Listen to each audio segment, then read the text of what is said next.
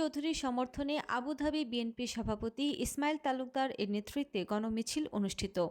চট্টগ্রাম ৭ রাঙ্গুনিয়া সংসদীয় আসনের বিএনপির মনোনীত সংসদ সদস্য পদপ্রার্থী হুম্মাম কাদের চৌধুরীর সমর্থনে আবুধাবি বিএনপির সভাপতি ইসমাইল হোসেন তালুকদারের নেতৃত্বে গণমিছিল অনুষ্ঠিত হয়েছে।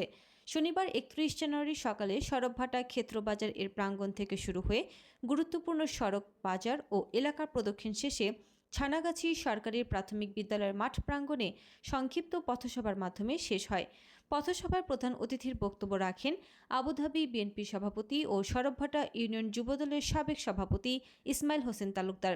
প্রধান বক্তার বক্তব্য রাখেন আবুধাবি বিএনপি সহসভাপতি মহিবুল্লাহ মারুফি। সড়কভাটা ইউনিয়ন যুবদলের সভাপতি খায়রুল ইসলাম এর সঞ্চালনায় পথসভায় সড়কভাটা ইউনিয়ন ও ওয়ার্ড বিএনপি অঙ্গ সহযোগী সংগঠনের হাজারো নেতাকর্মী উপস্থিত ছিলেন।